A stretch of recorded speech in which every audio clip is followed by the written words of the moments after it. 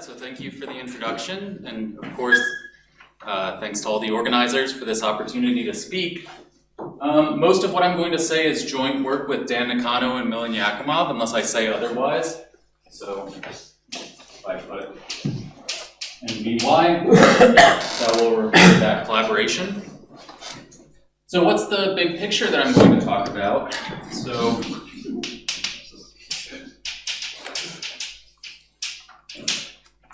the big picture that I want to say is, what is the current state of knowledge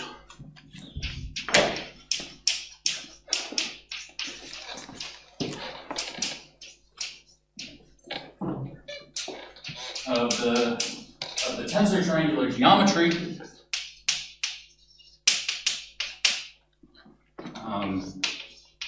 for the title of my talk, so for a finite tensor category, which sometimes I'll denote by FTC. And just to define my terms, so finite tensor category, what I mean by this is, so it's a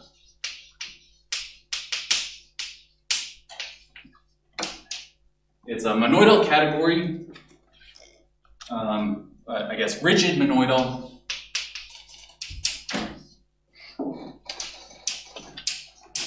which is equivalent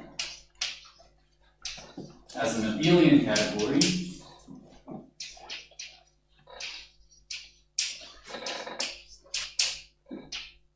to just the category of modules for some finite dimensional algebra.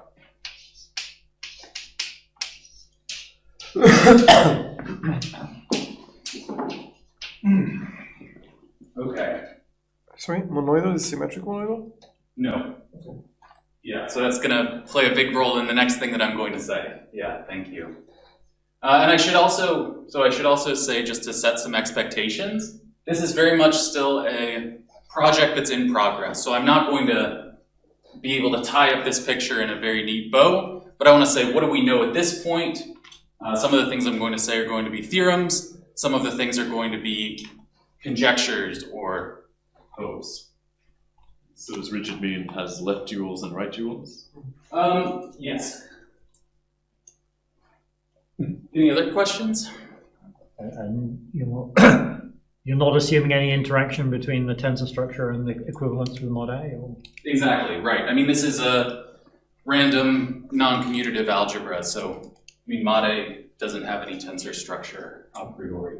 So really just means you have finitely many simple objects, you have finite dimensional Hom spaces, and every object is finite length. And projectives. Yeah, enough projectives. And enough projectives, yeah, thank you. Okay. Great. Yeah, so, right, so I just had the question, do I mean symmetric monoidal? So in general, I don't require any kind of braiding, so, really, so you could have a symmetric braiding, you could go weaker and say, is it braided? So is there a functorial isomorphism, n tensor M? I don't even require an object-wise isomorphism, so there doesn't have to be any such isomorphism commuting the objects. Okay.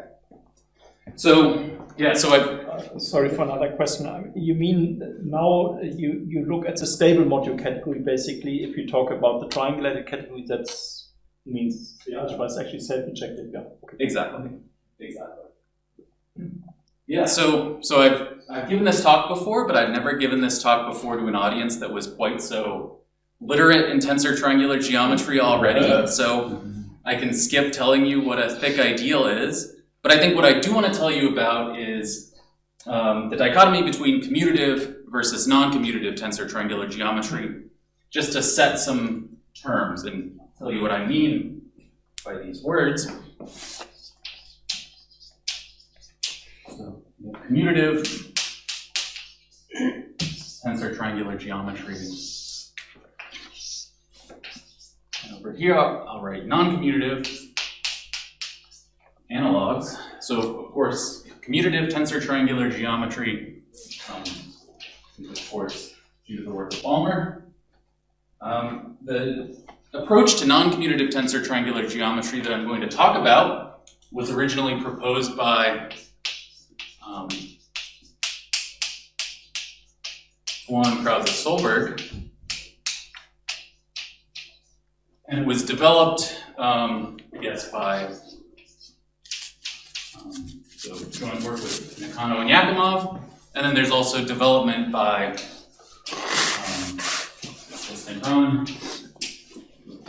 Vashaw.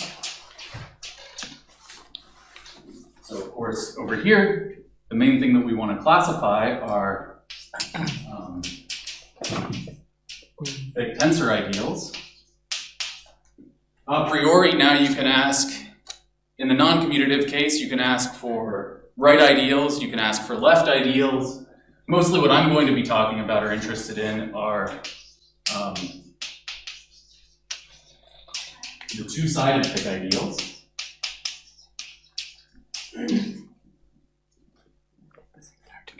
Over here now, okay, so the particular ideals we use to classify the radical ideals are prime ideals.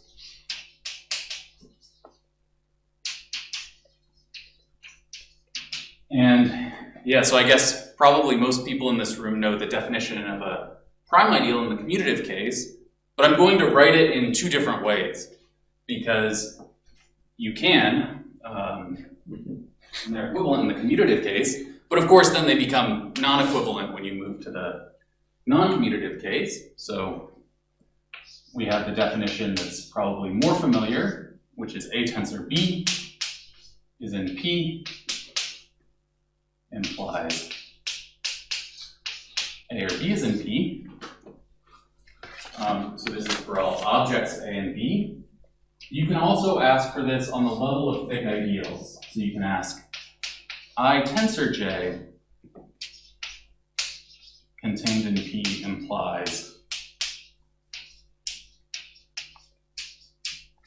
that I or J is contained in P. And these are equivalent conditions you can use to define prime ideals.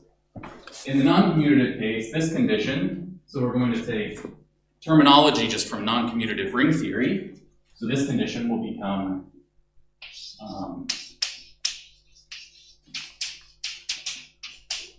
completely prime. And if I say prime ideal, I mean this ideal-wise prime.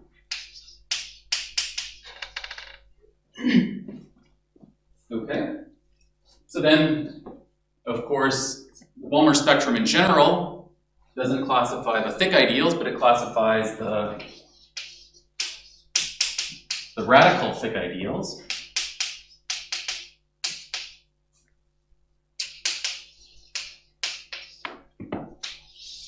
And what I'm going to take to be the analog of that in the non-commutative case are, again, taking terminology from non-commutative ring theory, it should be the semi-prime ideals, which just mean an intersection of primes. So if you're an intersection of primes, then you're semi-prime. And of course, over here, then we have the Balmer spectrum. And here, when I write the Balmer spectrum, so when I write SPC,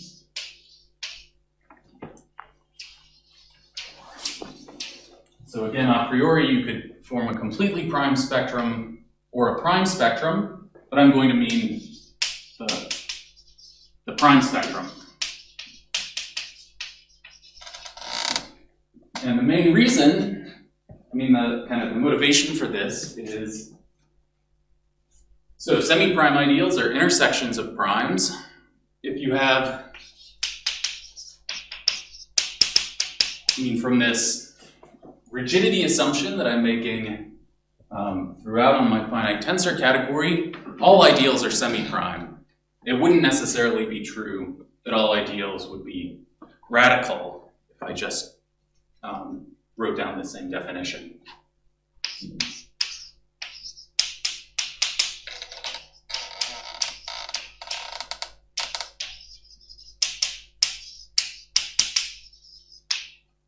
So in other words, in the cases that that I'm interested in, I want to classify all thick ideals, which means classifying semi-prime ideals, which means intersection of primes rather than intersection of completely primes. Okay. And yeah, so I should say, so this is again, it's just a topological space where the points are prime ideals. The topological structure is exactly the same. Like I said, it classifies, it's Thomas and closed sets classify the semi-prime ideals. So pretty much everything that you expect from the usual Balmer spectrum goes over, but I should mention just the one thing that you might expect that we don't have is just that it's not functorial anymore. So that's kind of the one caveat to this definition. Okay. Any questions about this? Not at all functorial or functorial for good enough things? Yeah, I guess if you have a functor that's surjective or essentially surjective, then it would induce a map between Balmer spectra. Yeah, other questions? Okay, great.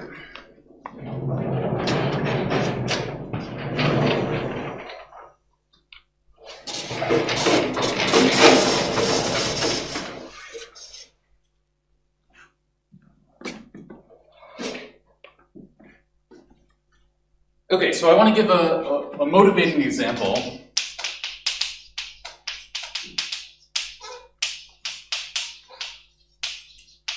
So I'm going to start with a motivating example from the commutative case. So this is probably an example that maybe everyone in this room already, knows by heart. So if that's the case, just indulge me for a minute or two.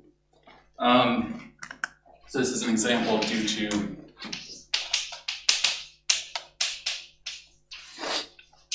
under Vashaw and Balmer. So this is the example of G is going to be a finite group scheme. So its representation theory is just category of modules for a certain co-commutative Hopf algebra. So I'll denote that just KG.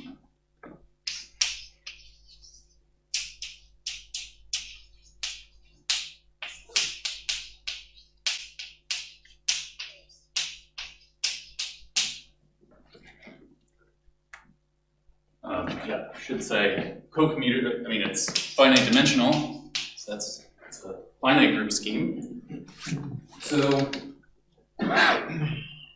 how does the picture of tensor triangular geometry work in this case? So in that case, we have the, so I should say, in general, I'm going to denote underline will just be the stable category. So on mod KG, we have a couple different versions of support varieties. So what can we take for support varieties? So one of the main players is going to be the so-called cohomological support. So this just goes to the Proj of the cohomology ring. So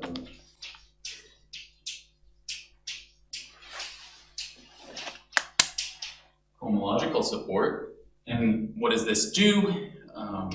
So this takes you take a module, and you take the collection of homogeneous prime ideals in Proj, such that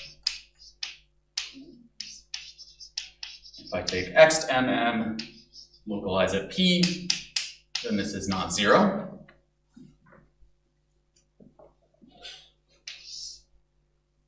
Maybe I'll say, so on kind of the other side, we have just the Balmer support, right, which goes from the stable category to the Balmer spectrum.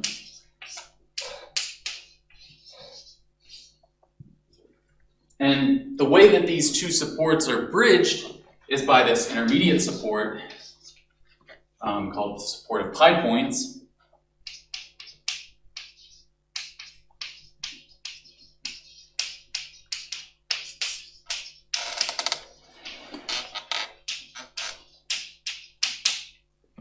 The pi point support that was developed by Friedlander-Pevsova, which goes to this intermediate space, pi of g, which I won't say the definition of in general. And then the theorem is that actually all of these spaces are isomorphic in a way that makes these supports commute. So these are secretly all the same support at the end of the day. Okay. So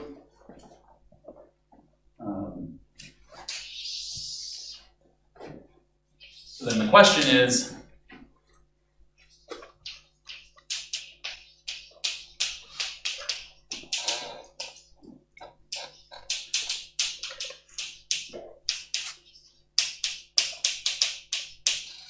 what does this picture look like when we replace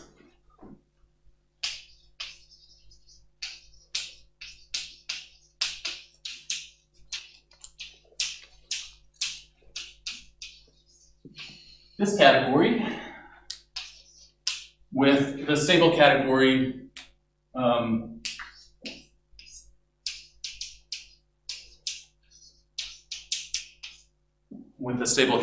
of an arbitrary finite tensor category that isn't necessarily symmetric or braided.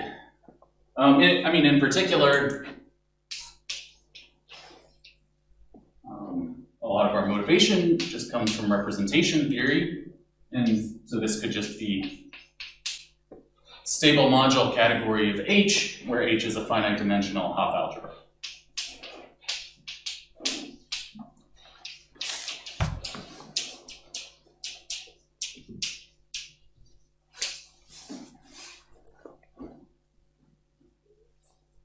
Okay.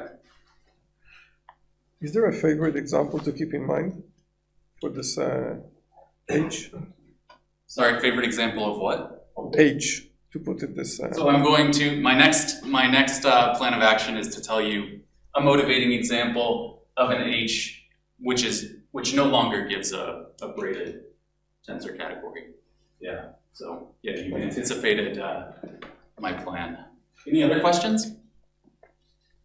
Perhaps a silly comment, but you're very nice to give this credit, but it should really be Benson, Carlson, Rickett.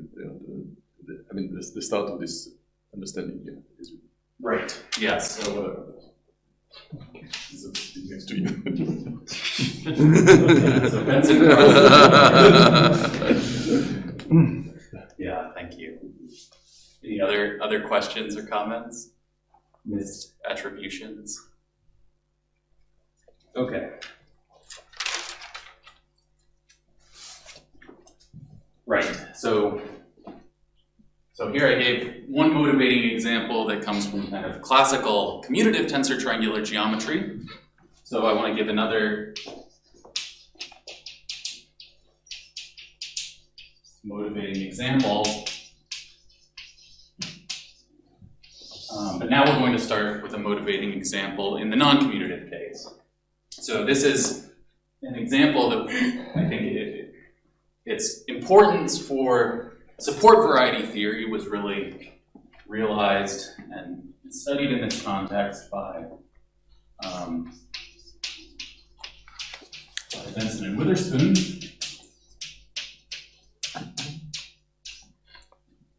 So these are sometimes referred to as Benson-Witherspoon smash coproducts. So the setup is here G and L are just going to be finite groups.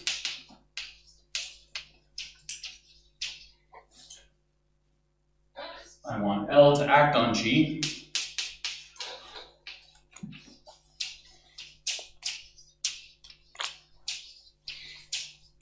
By homeomorphisms. And I'm going to take K, a field of characteristic, dividing the order of G.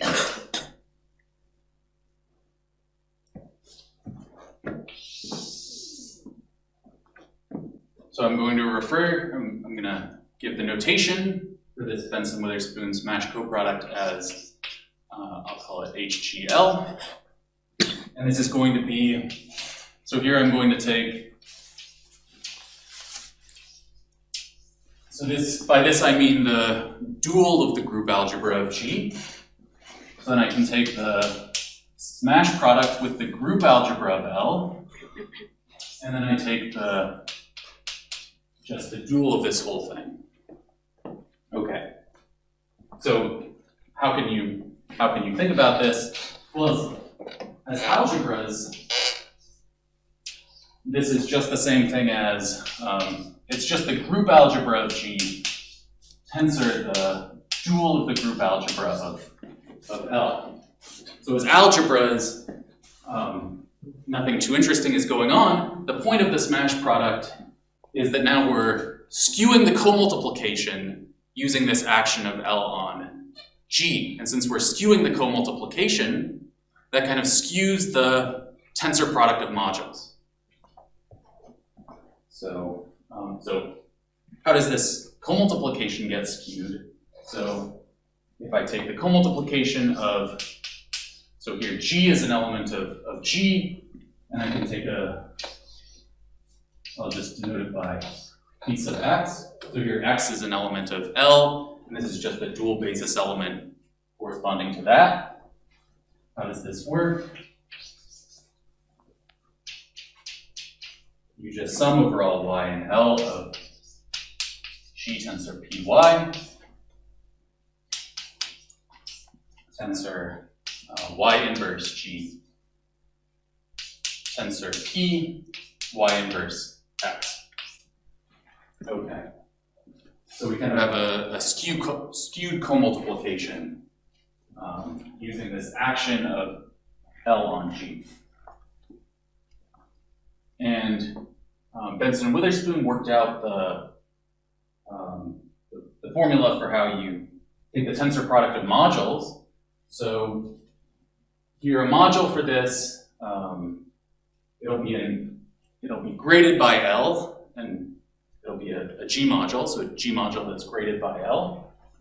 So I can just look at the tensor product of homogeneous components. So here I'm going to use this notation. So here M is going to mean a G module. X is going to be an element of L, so this is just a homogeneous piece that is just sitting in degree X. And if I tensor these homogeneous pieces, and tensor ky, then what I get is just, so I conjugate n by the action of x, and then take the normal tensor product of G modules, and then this will sit in degree xy. Okay. So what are some things to notice about this smash coproduct? So, well, its cohomology ring is just the same as the cohomology ring for G.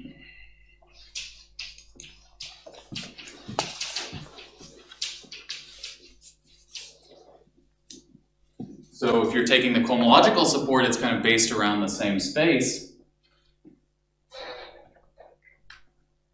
And now there are particular examples. So let me just say one example. So for instance, you can take, so even for very, very basic examples, we get some kind of interesting behavior. So if you take G to be the Klein 4 group, and you take L to just be cyclic group of order 3, and the action on G is just permuting cyclically the non-zero elements, then so Benson and Witherspoon proved that there exist some modules, some finite dimensional modules, M and N,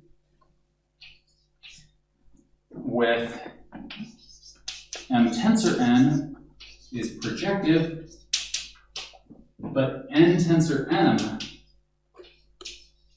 is not.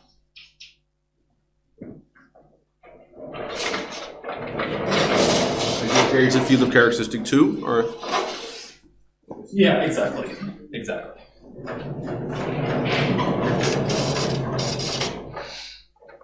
So I'm sorry, I'm going to ask a very silly question. But there is a silly construction where you would just take KG modules and you take L copies of them, and then you tensor by moving the indices and letting one of the thing act when it passes through. Exactly. What we get. Exactly. Exactly. You describe it entirely at the category level, remembering that L acts on. Exactly. Exactly.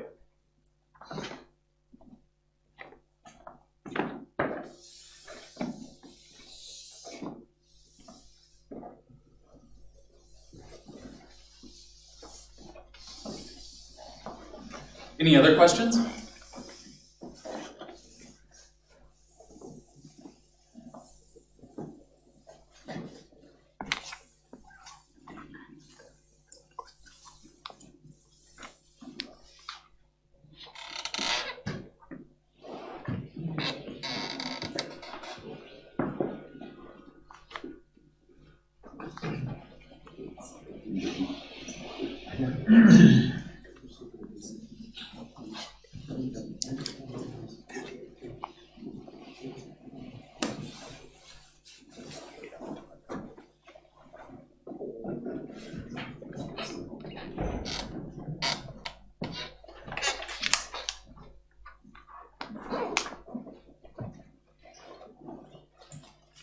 Right, okay. So, what are the consequences of this fact for the cohomological support and for the tensor triangular geometry? Well, the first consequence is cohomological support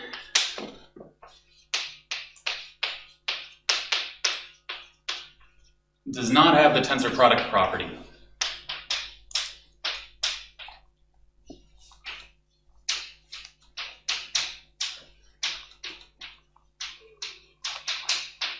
So I think so I wanted to set earlier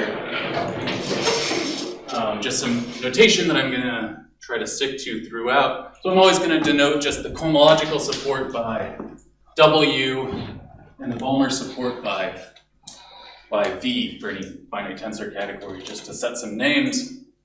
I mean, and both of these exist for any finite tensor category.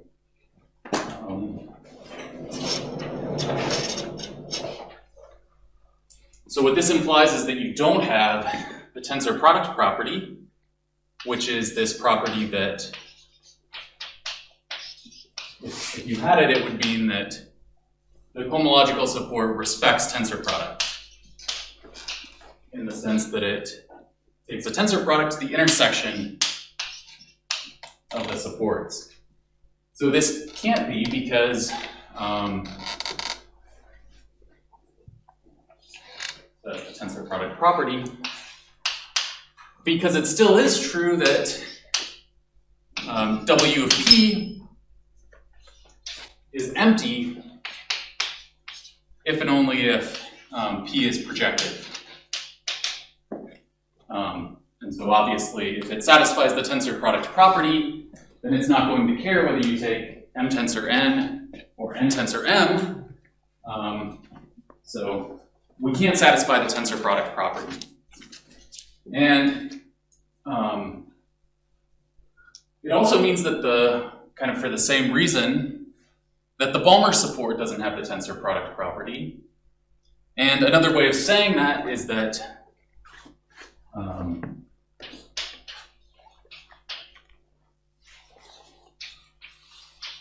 so the Balmer support having the tensor product property would mean that all primes are completely prime.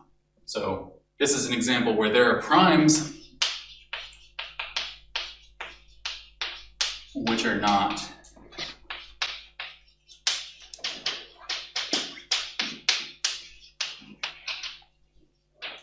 completely prime for exactly the same reason.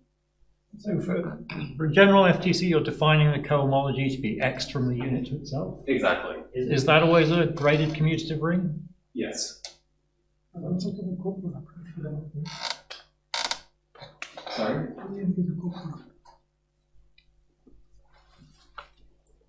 Say that again a little bit louder, we should hear. In this context, all you need is a coproduct. In this context, yeah. Endomorphism of the unit in a monoidal category is always E2. Non-commutative monoidal category? It's always an E2 algebra. Okay. Yeah, other questions? Because the left and right unit are the same with variety symmetry. Okay. Hilton. Definitely. Hilton. So how am I doing on time? Okay, yeah, I'm a little bit behind. So let me skip a couple details. One more thing that I was going to say in a little bit more detail about these Benson-Witherspoon smash coproducts is just one interesting result, which is me, which is,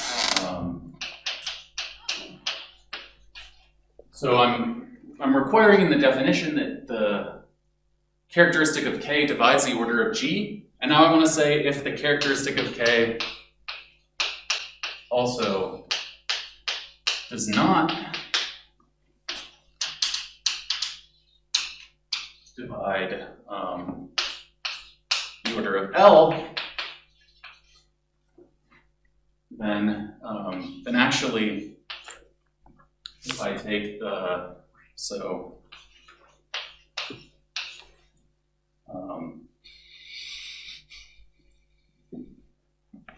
yeah, so maybe I should say first what the Balmer spectrum of this is. So,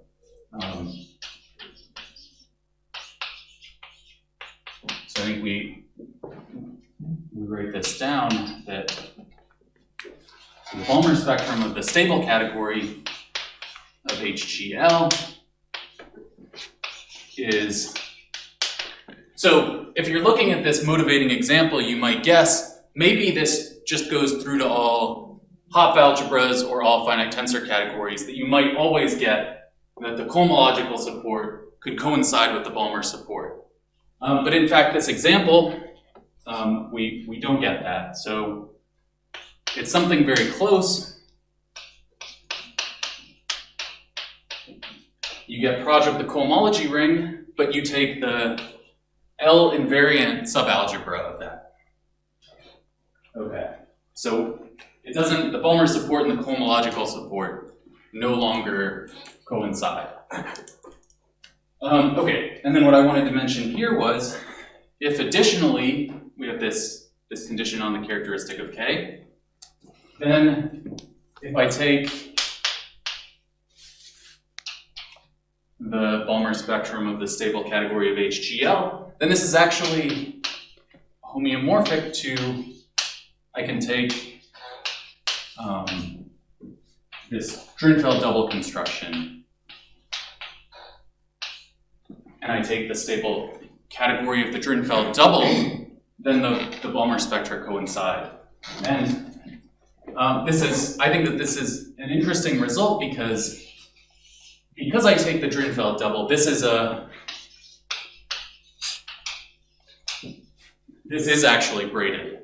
So even in this example where we kind of see non-commutative behavior at every step, I mean the modules are non-commutative, we don't have the tensor product property, we don't get that the Balmer support and the cohomological support coincide. Actually, in this case, we can still construct a braided tensor category whose geometry is the same as this non-commutative category.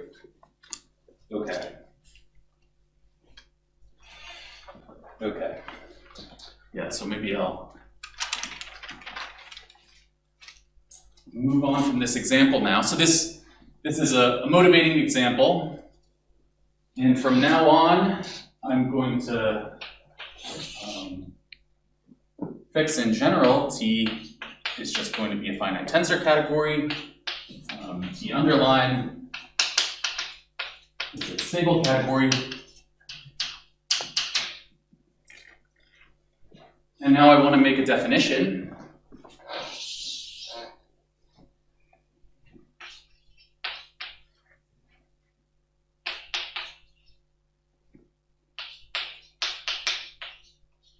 Which we call, so this is a definition which we make, which we call the categorical center, which is, I mean, center is maybe an overused term, and categorical is probably also an overused term, so I apologize if this is a little bit vague, but the categorical center of the cohomology ring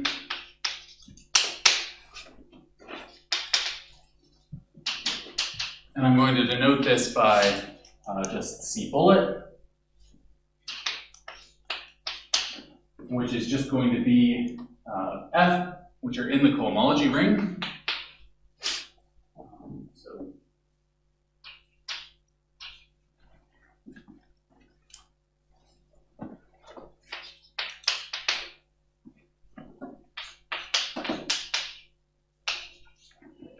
So for any element of the cohomology ring, I mean, we can interpret this in the stable category as a map that goes from, so I guess I should say homogeneous.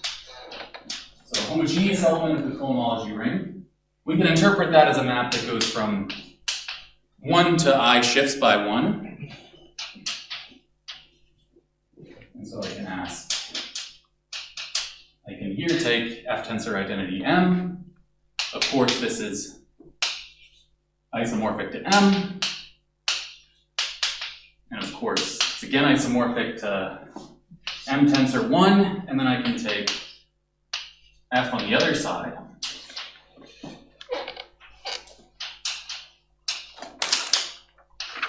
And because this is a monoidal triangulated category, we have structure isomorphisms that say, okay, both of these are really just I shifts of M, and so I require that this actually commutes. And really, I don't need it to require, I don't need to require this commute for all objects M of the category, but for my purposes, all I need is that it commutes for all simple objects. So if you're in a general monoidal triangulated category, you can ask that it commutes for some set of generators for the category, some set of triangulated generators. How did you define this T underline? What is a stable category? So yeah, so T underline is the stable category. So it's objects. So objects of T underline are equal to the objects of T. And hom in T underline, which maybe I can just call hom underline, between two objects. This we just take to be the usual hom from T, but we quotient out by all of those morphisms which factor through a projective object. And so, yeah, so T is abelian, stable category becomes triangulated, tensor product extends, so we have a non-commutative tensor triangulated category. Other questions? Only one shift of 1 at the back, right? Shift of 1, yeah, of course, thank you.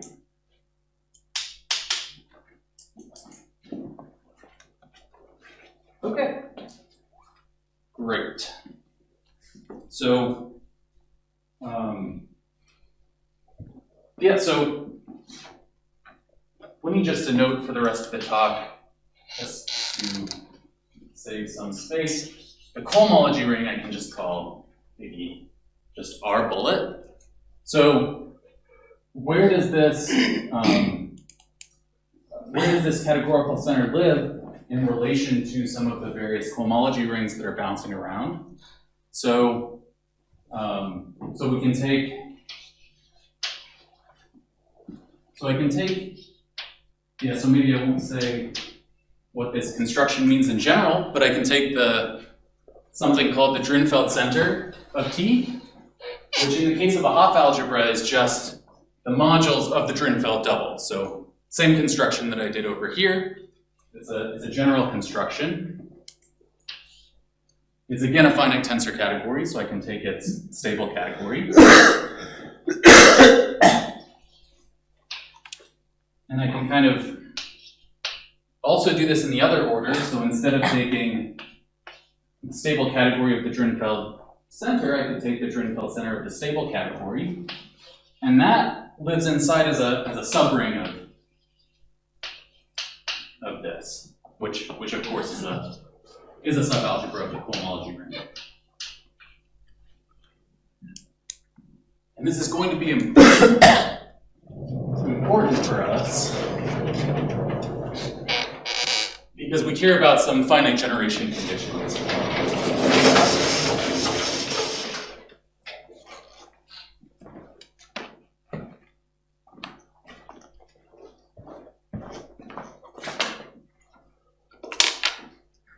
The first arrow is intentionally not drawn as an inclusion? That's right.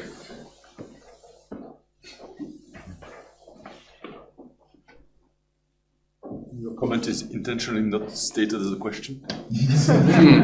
That's right.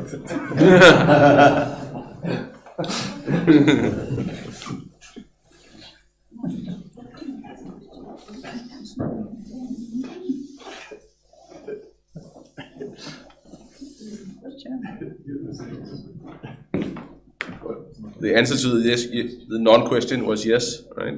The answer to the question was yes. Yeah, it isn't intentional. I mean, this is related to the fact that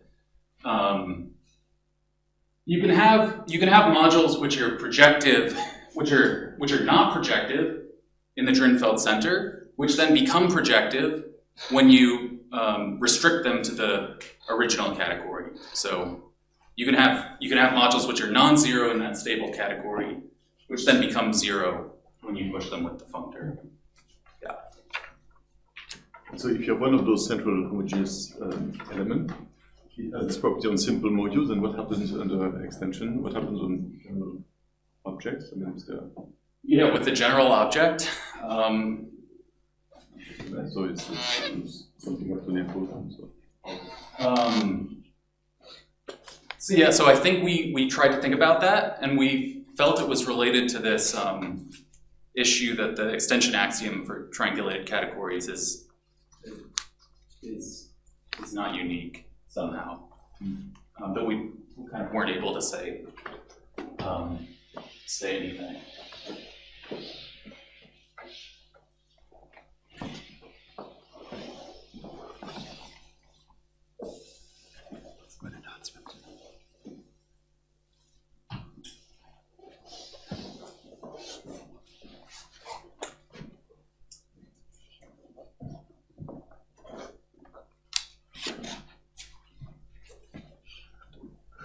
Okay. Yeah, so I guess it's a related question. Do you lose a lot by asking such commutativity for all M in the category? yeah, that's a good question that we really don't know the answer to, I think. Yeah. Yeah, exactly, kind of related to the same issue. Yeah, I think we just don't know.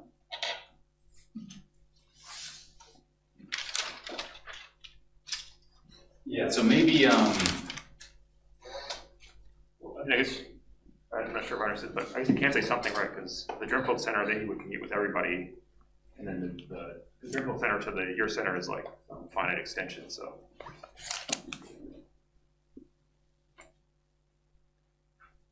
So you're saying there is You're not losing too much. Mm-hmm. Okay.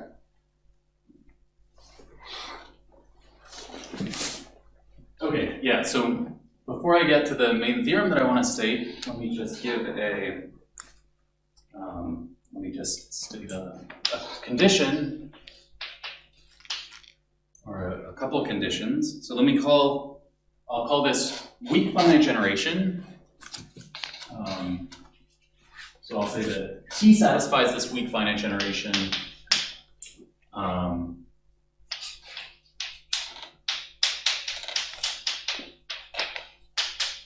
Just if each xmm is finitely generated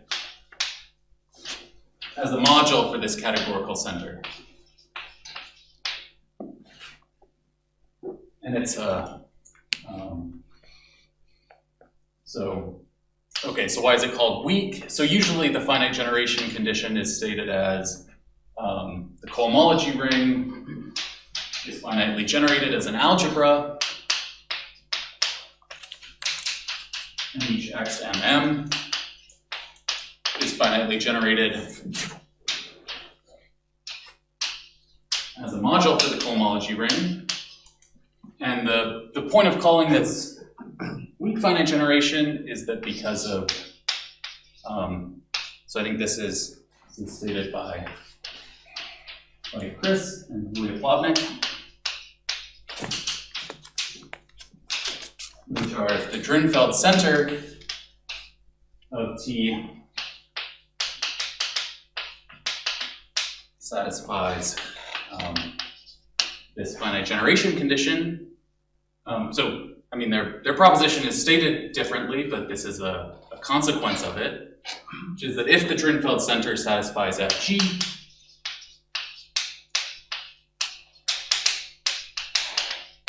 then T satisfies weak Fg. So it's weaker in that sense.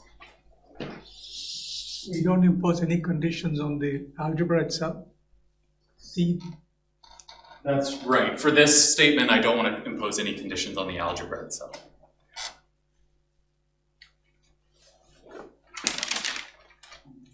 Okay, and then I also need to make one more definition, which is I'm going to call the central cohomological support is just cohomological support, but defined relative to the categorical center.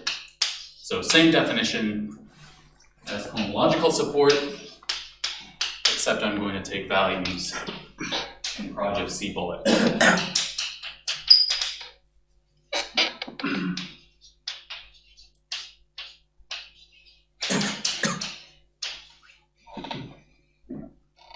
Okay.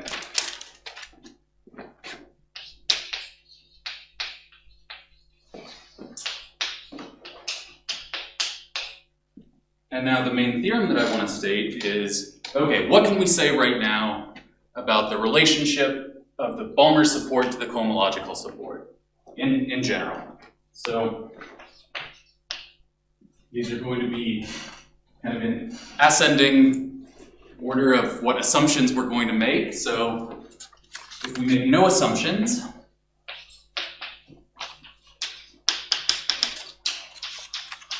then there is a continuous map which goes from spec T underline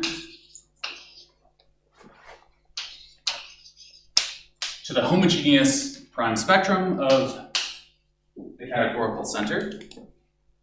So this is kind of this is an analog of the map, which I think is also called rho, that Balmer defined in spectra. So this is just a prime ideal. It goes to the ideal generated by all G, such that cone G is not in E. And this is where we need to use the categorical center. So I mean, what was the point of defining the categorical center instead of using just the usual cohomology ring? It was for the well-definedness of this continuous map.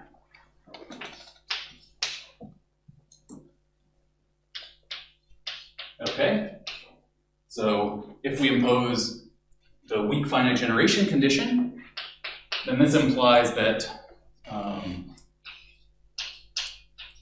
rho is surjective. I mean, not surjective onto that space, but it takes value in Proj of the categorical center, and it's surjective onto that. And so maybe I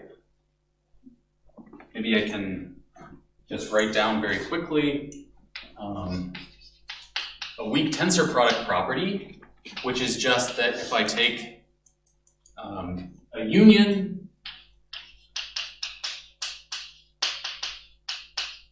over all B, then this should be the intersection. So this is another condition. And if we have G plus the weak tensor product property, then there exists a map which goes the other direction, which just comes from the universal property of the Balmer support. So we get a map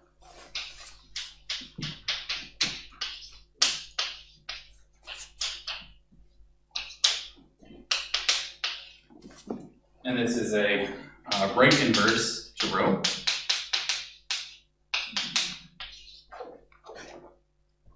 So was there a difference between spec H and Proj? Exactly, it has the irrelevant ideal. So when I say takes value in Proj, I just mean nothing maps to the irrelevant ideal.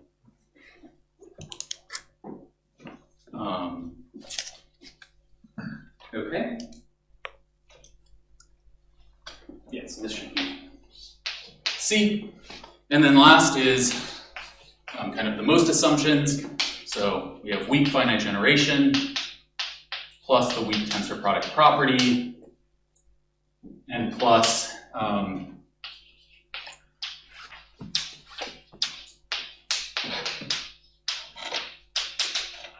this has to have an extension to a big tensor triangulated category. So, I mean, that would be if I take the indization of T and I take the stable category of that. So this is a big tensor triangulated category that has T underlined as the compact objects. So if you have all of these things,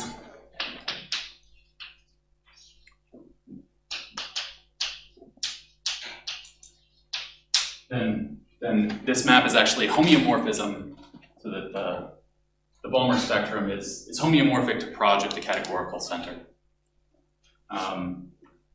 And we conjecture that this is always the case. I mean, I think we don't know of any counterexamples yet. So I think I'm past my time limit, so let me stop there.